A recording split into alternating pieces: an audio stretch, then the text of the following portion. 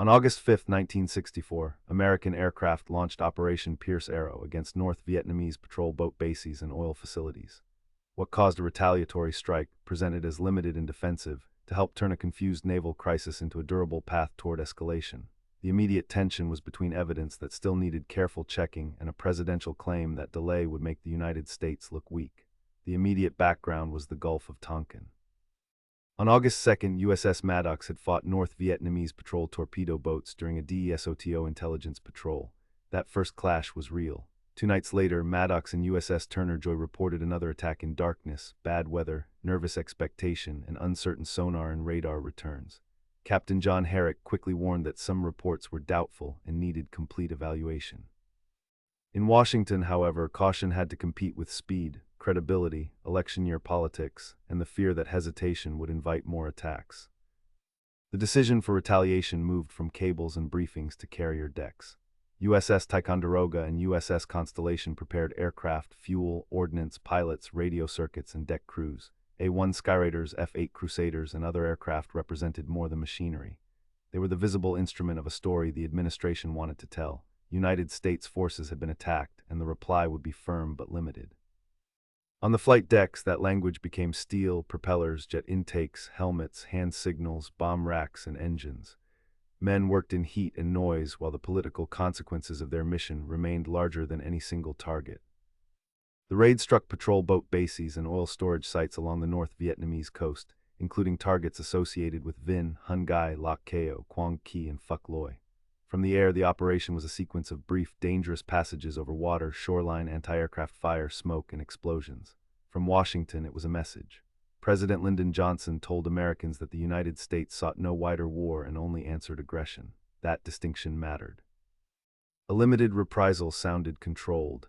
It suggested punishment without expansion, resolve without invasion, action without a new open-ended commitment.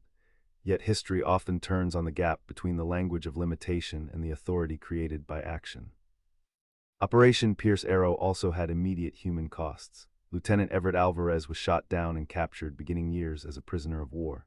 Pilots returned to carriers with reports, film, damage claims, and memories of fire from the coast. Sailors remained at watch in the Gulf. Commanders sorted fragmentary evidence while public certainty hardened. The same week, the administration pressed Congress for the Gulf of Tonkin resolution. Many lawmakers understood it as support for protecting American forces and resisting further attacks. The resolution passed overwhelmingly and gave the president broad authority to use military force in Southeast Asia. A crisis that began with ship reports had now produced both bombs on shore and a sweeping political instrument. The historical reasoning has to separate cause, claim, and evidence. One cause was the real August 2 clash. Another cause was Washington's belief that credibility required a visible answer. The central claim from the administration was that the United States was answering aggression, but the evidence for the second reported attack was contested according to later records and contemporary caution from Herrick. When cause, claim, and evidence are kept apart, Pierce Arrow looks less like a simple response and more like a decision made under pressure. Cause explains why leaders felt trapped, claim explains what they told the public, and evidence shows why historians still treat the episode carefully.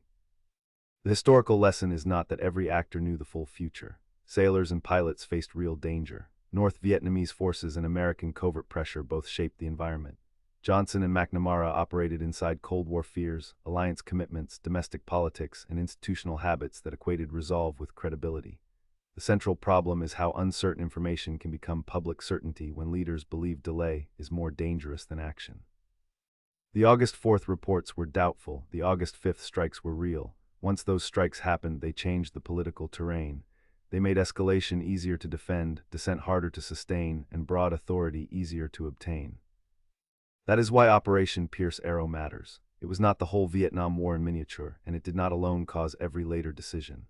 But it shows the mechanism by which a narrow encounter at sea became a public narrative, then a military response, then congressional authorization, then years of deeper commitment. Evidence moved slower than policy. Doubt moved quietly while certainty spoke on television. A carrier deck became a bridge between ambiguity and authority. On August 5, 1964, aircraft crossed the North Vietnamese coast as a limited reprisal. In their wake came one of the most consequential expansions of American power in Southeast Asia.